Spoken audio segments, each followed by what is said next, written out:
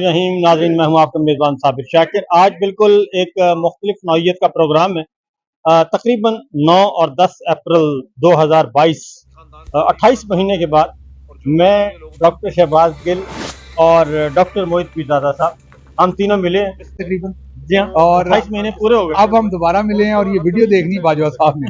उसके बाद फिर वो क्या करेंगे ये मुझे समझ नहीं, क्योंकि उस मुलाकात के फौरन बाद आपको पाकिस्तान छोड़ना पड़ गया था। बिल्कुल। उसके बाद फिर मोहित साहब ने छोड़ा, फिर आखिर ये बताएं कि हसीना वाजिद ने आर्मी चीफ लगाया। हाँ, उनका अपना अजीज दामाद 23 जून को उनके खानदान का दामाद उनकी कजन के साथ शादी हाँ हुई। जी, तो उन्होंने अपना रिश्तेदार लगाया और उस रिश्तेदार ने भी नहीं बचा सका और वजन नहीं उठा सका।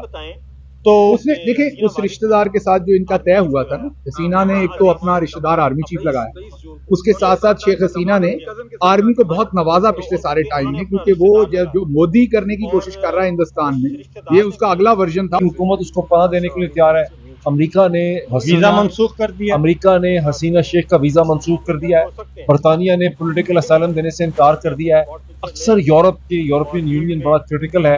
अल्लाह की जमीन तंग हो गई हसीना शेख पे, और यही चीज होनी चाहिए नवाज शरीफ के खानदान, शरीफ खानदान के ऊपर। और जो तस्वीरें लोगों ने देखी हैं कि बंगाली स्टूडेंट्स जो हैं वो प्राइम मिनिस्टर की बिल्डिंग के ऊपर बैठे हुए हजारों की तादाद में,